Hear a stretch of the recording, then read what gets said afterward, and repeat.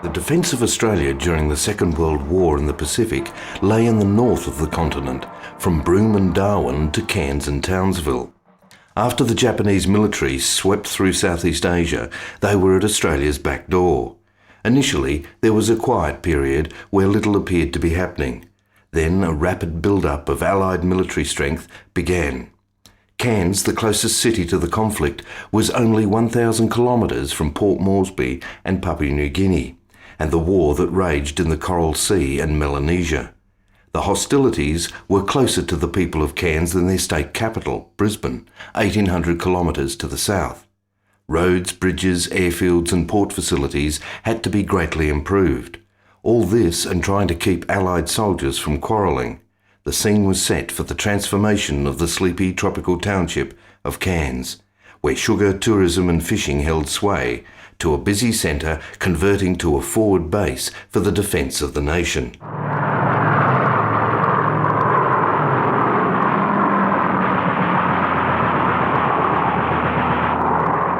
In mid-1941, 6 months before the Japanese attacked Malaya and Pearl Harbor, the Cairns to Kuranda Range Road was opened for traffic. It was to be one of the most vital links in the joint Australian and American defence of the far north. Following the September 1939 announcement of war with Germany, a Northern Centres Alert was issued for defensive preparations in Townsville and Cairns. In the north, they were more advanced than in other Queensland centres. The Cairns Harbour Board closed its wharves to the public and instituted a permit system, while militia guards had been placed over the oil depots and other vital northern points. All bridges on the main arterial roads in North Queensland were under armed guard, and patrols had been stationed at most powerhouses and water reticulation areas. There was also urgent need to upgrade Cairns Aerodrome. An immense amount of work was required to make it militarily operational, particularly during the wet season.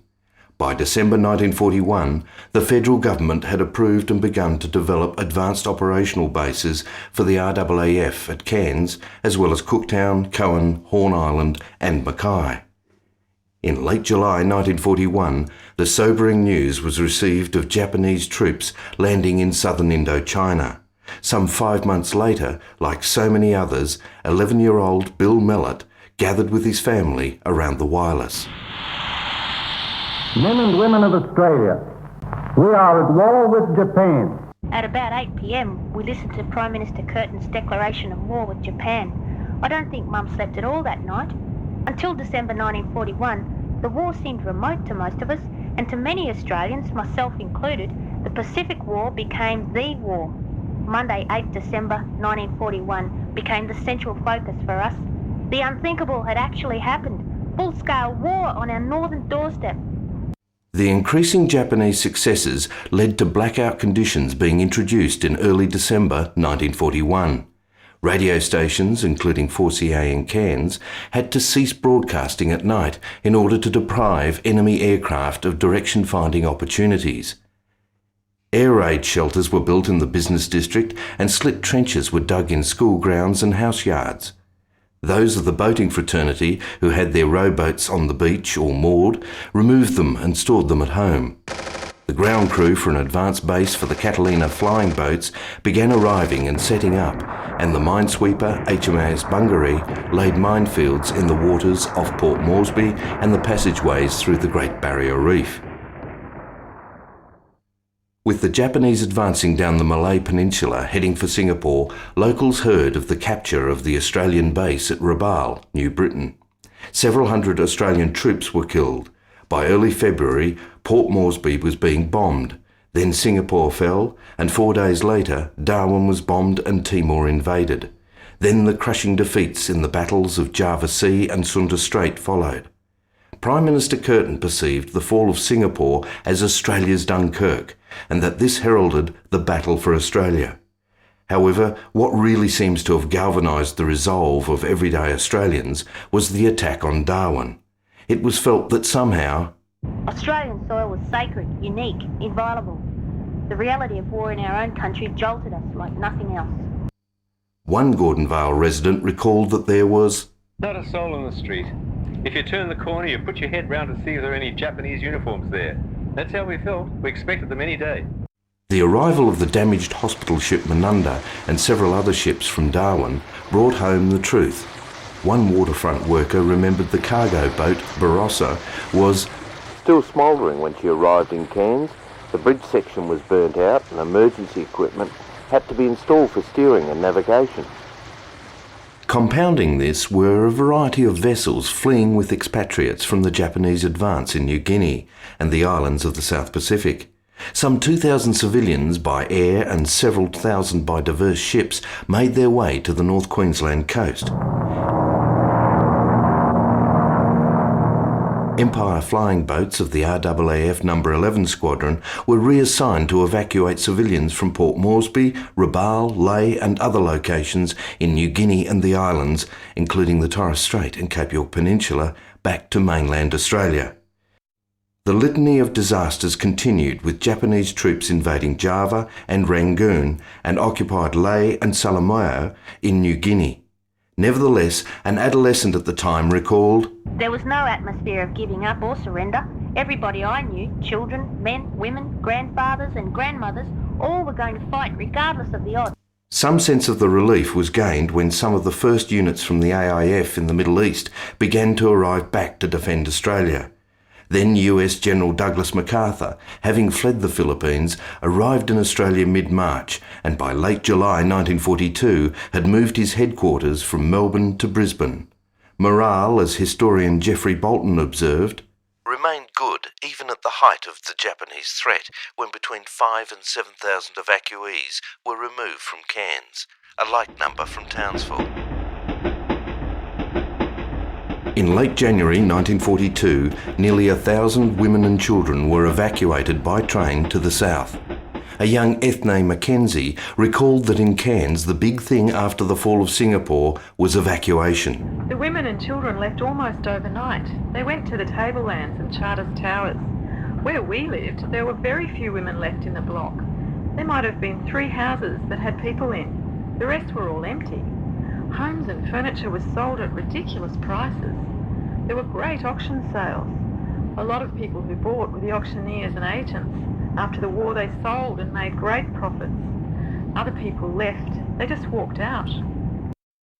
Following the Pearl Harbor attack in December 1941, all Japanese in Australia were taken into custody, including those who lived and worked in the Cairns area. The fear that Japanese were gathering intelligence and geographical information was the basis of the official response.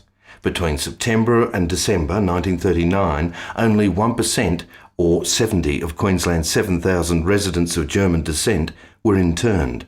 However, for Cairns and District, it was Italy's declaration of war following Japan's surprise attacks which began a renewed phase of Australia's internment policy.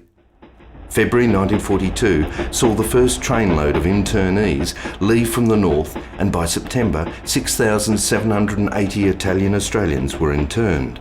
Those not interned found their position became increasingly difficult, with regulations restricting their movements, which also involved reporting weekly to the local police station, and with the cessation of naturalisation, migrants classed as enemy aliens were not allowed to lease or purchase land. Some petty local jealousies appear to have been behind disputes over land. Inaccurate informing of police about Italian farmers and cane cutters' activities was also compounded by the fervent support of the forerunner of the RSL. From 1939 to 45, Queensland, at 43%, had the highest internment rate in the nation. The internments left families without their menfolk. It was a shameful period in Australia's history. It also did more harm than was necessary as a contributing factor in the sugar industry slump during the war.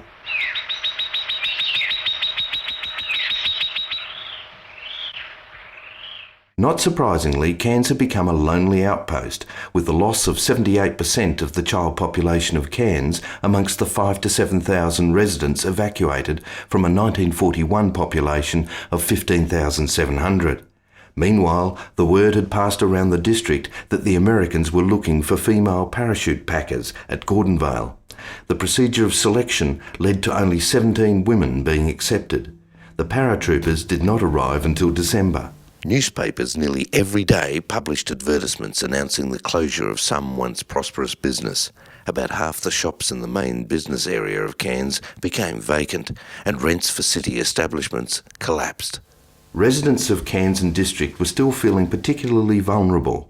Unbeknownst to them, in early February 1942, the commanding officer of the 51st Battalion met with the local government authorities and their engineers, as well as representatives from the oil companies, in order to plan the destruction of essential services and infrastructure should the Japanese invade. However, after 3 weeks of working secretly, the 51st Battalion was sent to defend Townsville. Feeling unprotected, the local authorities sent representatives to Canberra to lobby for sending help to the far north. No doubt the requisitioning of 300 tractors and other farm machinery from North Queensland farmers to help construct bridges, roads, airfields, accommodation for troops and civilian workers during mid-1942 also added to feelings of insecurity. This, along with the shortage of labour and fertiliser, led to a slump in sugar production. States' rights and a perception that the Commonwealth had neglected Queensland and the North, along with the interlude prior to the military build-up, increased North Queensland's acceptance of the myth of the Brisbane Line. Although staged withdrawal was a part of official policy, no documentary confirmation has been found to corroborate the existence of the Brisbane Line. Nevertheless, it added to Northerners' sense of grievance. The first troops of any number to arrive were the 17th Australian Field Engineer Company in late April 1942, who buoyed the spirits of a beleaguered Cairns. The 17th were the Demolition Boys, who completed the job begun by the 51st in case of invasion and mined the Coranda Range Road and other main transport links such as the Gillies Highway, the bump track, railway and wharf facilities. On the Atherton tableland, it took workers only 8 days during March-April to build a new Mareeba airfield capable of taking United States Air Force B-17 Flying Fortresses. Later in the year, there were nearly 10,000 Americans in and around Mareeba, which had a local population of 2,500. 1 year later, the Americans had gone. For 7 days from Monday the 4th of May 1942, the Battle of the Coral Sea raged some 1,200 kilometres off the North Queensland coast. Cairnsites were, as Vera Bradley recalled, aware that an important battle was being fought not far from our shores, and everyone was apprehensive about the outcome. When the news seeped out that the Japanese mission had been thwarted, a new wave of optimism swept throughout the north. It was the first major aircraft carrier confrontation in World War II and was the first time in naval history that opposing surface ships did not sight one another. A month later, the Battle of Midway began, and by the 6th of June, the Japanese had suffered their worst naval defeat in their history. Nonetheless, the threat to Australia was still seen as being very real, particularly when the Japanese landed at Gona and Buna on the northeastern side of Papua, the northern end of the Kokoda Trail. The small Australian force of 400 men were driven back until September at Imito Ridge, when a counter-offensive was begun. The Australian 7th Division drove the overstretched and fever-ridden remnants of the Japanese 17th Army back, taking Kokoda and control of the Owen Stanley Range. By late January 1943, with the loss of 2,000 Australians killed, the Japanese had been driven back at Sanananda with a loss of 13,000 soldiers.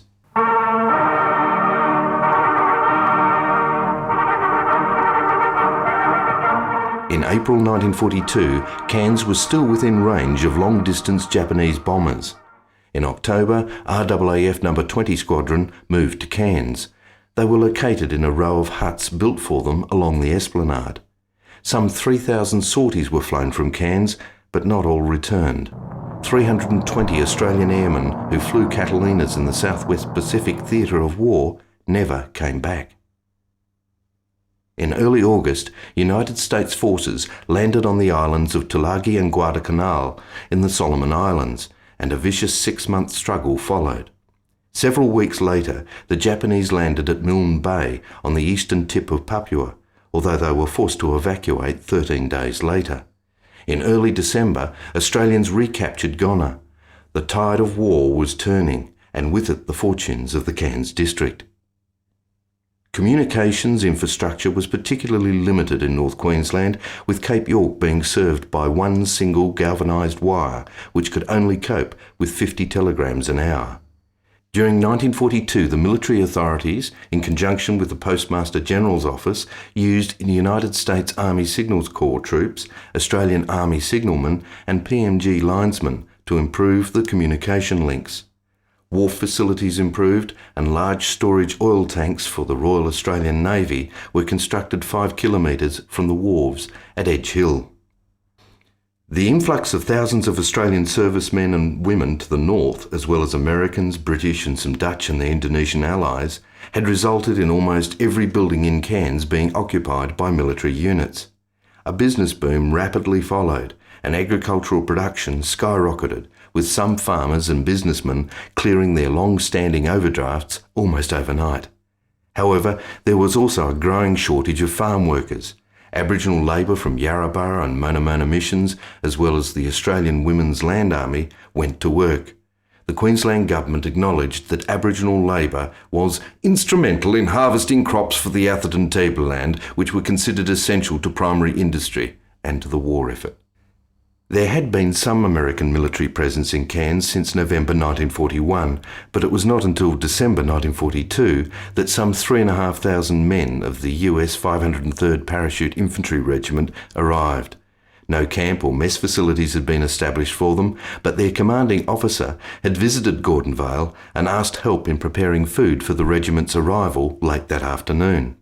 Local residents, including members of the CWA and bakers, rallied to the cause. One American trooper recalled, Carloads of ladies and men came along carrying what seemed to be an unlimited amount of food. They made salad rolls and gave us cakes, watermelons, oranges, and cups of hot tea, which we were not used to, but we were so hungry we would have consumed anything. The generous effort endeared them to us, especially when they welcomed us into their homes. They left for Port Moresby in August 1943.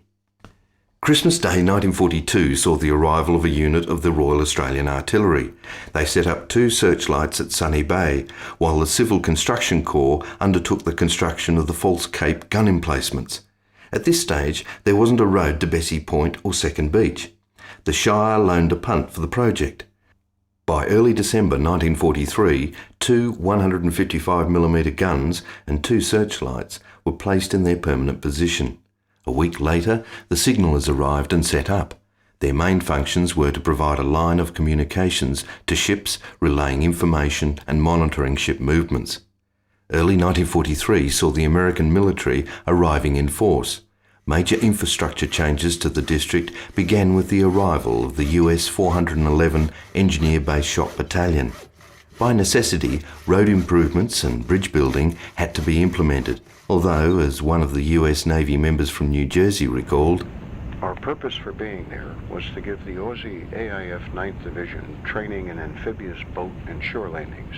These exercises were carried out at Trinity and Palm Beaches using landing barges built in Cairns. More than 1,000 were put together at the Cairns Australian plant before it was moved to Milne Bay. The massive increase in activity on the northern beaches led to another problem of the tropical coast, which came into focus: marine stingers. During 1942-43, 18 ships were sunk off the eastern Australian seaboard with a total loss of 468 lives. In July 1942, the Z and M special units of the Allied Intelligence Bureau were sent to Cairns and set up their headquarters at Fairview, or what became known as the House on the Hill.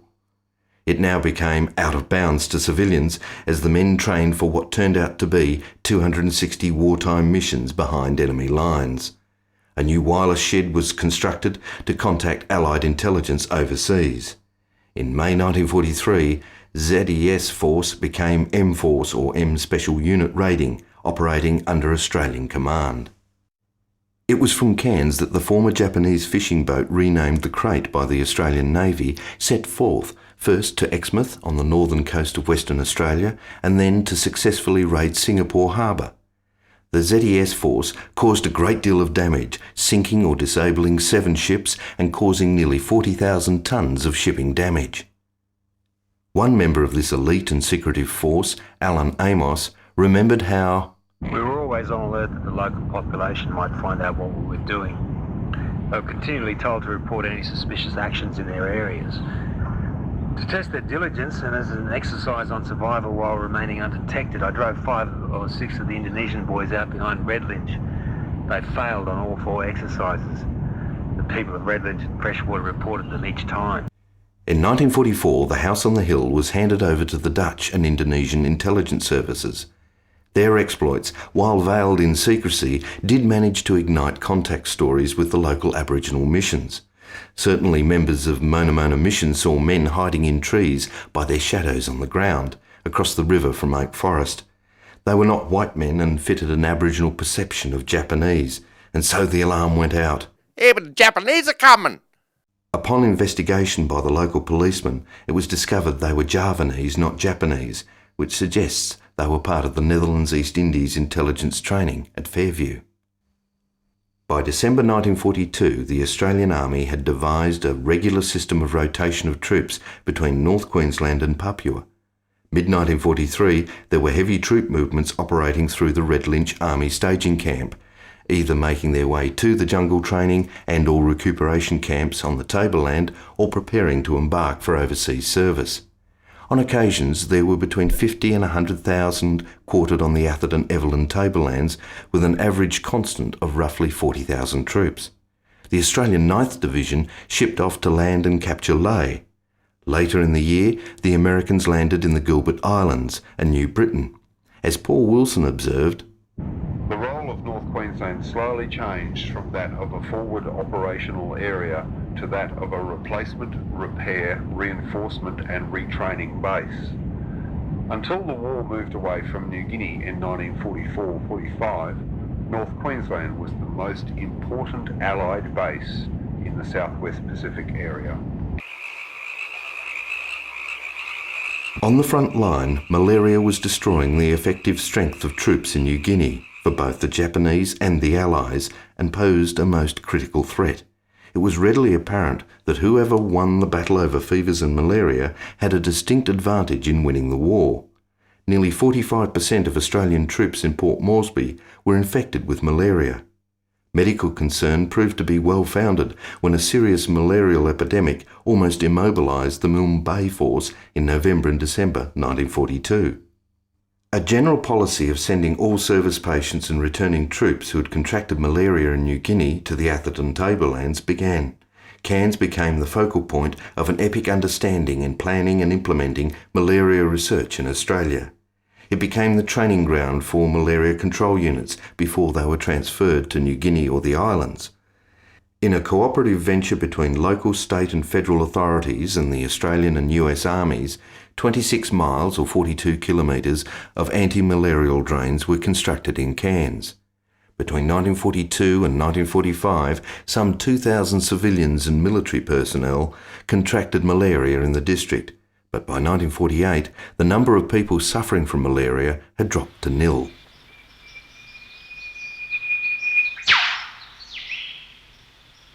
The shortage of labour was to increase the role women were to play in implementing total war. Some 50,000 women were serving by early 1944, and many were working skilled jobs previously the preserve of men. Voluntary self-sacrifice was promoted by the federal government. By volunteering, women saved the federal government £50 million during the war. Australia-wide, the numbers of women in the paid workforce jumped by 33%. The numbers of armed service personnel were to build to 500,000 over the next 18 months, peaking at war's end with 863,000. As Bolton says, "It was the first time in the history of white Australia that such a concentration of foreigners had entered the country." Although in North Queensland there had always been a polyglot of peoples. With the war on the doorstep, socialising helped morale, and Australian women were discovering the gentlemanly behaviour of the visiting American servicemen, who were not only well paid and tailored, but also had access to goods Australians had not seen for ages. Queensland rail traffic during the war jumped by 66% and had the highest density of rail traffic in Australia. Similarly, in Cairns, traffic greatly increased. Extensions to the main railway lines on the tableland enabled troops and supplies to access their training camps. The Cairns-Coranda section was so busy at one stage that in one 24-hour period, a record 43 trains chugged up the range. Work output fell as the Japanese retreated and strikes and absenteeism increased. Bolton notes that such stoppages exasperated the middle class and the Americans and embarrassed the Curtin government, divided as it was between its Labour loyalties and commitment to winning the war. The Australian waterfront had reached a chaotic stage in early 1942. Pillaging from wharves had risen by 36% over 15 months. This situation resulted in the creation of the Stevedoring Industry Commission. Shipping historian Norman McKellar identified the beginning of the end of the old system of waterside employment. Waterfront strikes in Cairns throughout the war infuriated Australian troops fighting in New Guinea. Army radiotelegraphist Harry Spate was stationed at Milne Bay and learned from transmissions about the wharfies going on strike. He remembered, They wouldn't load any artillery, motor or aerial bombs unless they were paid danger money. They claimed it was too hazardous. What about us? All we had left was our rifles and bayonets, knee-deep in mud with mossies eating us and the Japs knocking at our door. And they said it was too dangerous.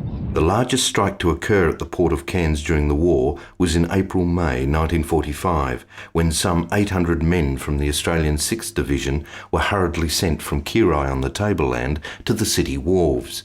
Spate remembered, We were told that an army detachment was sent to load the ship and instructed to shoot the bastards if they didn't leave within 30 seconds. A member of this emergency corps, Max Heron, recalled, Each company worked a full 12-hour shift, being relieved by another crew for the remaining 12 hours of loading. They all faced the same risks for a paltry 6 bob a day, a wage far less than that paid to the waterside workers. Australian troops thus had their ammunition and supplies when they landed at Balikpapan, Borneo in July 1945.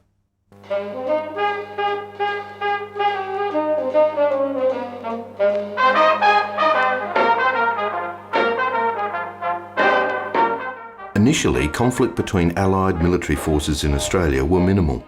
However, the honeymoon period was ended by an American serviceman when he committed several murders in Melbourne in May 1942, after which there was an escalation of confrontations between Australians and Americans. Within the American services, there was a high degree of violence, which was mostly racially based. United States forces operated on segregated lines. Australian authorities upheld the policies of White Australia, while the Queensland government's oppressive control and segregation of Aborigines kept African American servicemen restricted to segregated locations and confined to inferior and separate recreational facilities. The first major confrontation erupted into what became termed the Battle of Brisbane in late November 1942, followed in December by another riot in Fortitude Valley. Cairns and the far north were not immune either. 18-year-old Commonwealth Bank clerk Peter Meritzi remembered one riot in September 1943. As machine guns blazed, Mrs. Darley, the manager's wife, called from the veranda above us, boys, remember your mothers." Unfortunately, the boys were not interested at the moment in their mothers. Their only thought was to finish the fight, which had erupted the night before at the Trocadero dance hall, where Aussies, who had just returned from the Middle East, were indignant to find our girls dancing with the Yanks, and they threw every one of them down the stairs and into the street. Then the provosts, or military police, arrived, and naturally a confrontation resulted. The Australians were confined to barracks, and future leave arrangements allowed for alternate days for the respective armies. The brothels of Cairns' old Chinatown area still operated, but this time with queues. Although prostitution was still illegal in Queensland, officials turned a blind eye, except ostensibly for the more obvious establishments. One early September Friday evening in 1944, an impatient Aussie soldier tried to enter the American Red Cross Service Club in Spence Street. A United States Shore Patrol guard, using the typical American military response, hit the Australian with his baton, which caused even the Australian provosts to object. From this, a major brawl erupted, with, as military policeman Ian Cox recalled, "Word of the fight spread like wildfire, and truckloads of AIF and US troops training out at the beaches were brought into the fray. Quite a nasty situation developed, which took hours for the military authorities of both sides to bring under control. Navy man Clive Wise was at the pictures when the fighting began, and after the film they were collected by the Navy Shore Patrol and ushered back to base at HMAS Kuranda. Wise was issued a pick handle and placed on duty near the main entrance directly opposite the American Red Cross. I can assure you I was scared stiff watching the Yanks driving around with their .05 machine guns mounted on their jeeps and packing 45s on their hips. There I stood with a pick handle. I suppose the general idea was that I was to use it like a cricket bat and hit the bullets back at the Yanks. All military units were confined to base. At 8:44 a.m. on Wednesday the 15th of August in 1945, the Allied code word NEON was flashed around the world, and by 9:30 a.m. Ben Chifley, the Australian Prime Minister, was broadcasting on the wireless to the nation. The news: the war was over. Cairns went delirious with joy in celebrating victory in the Pacific. For the rest of the morning, an impromptu procession of gaily bedecked vehicles with flags and exuberant people made many rounds of the main streets.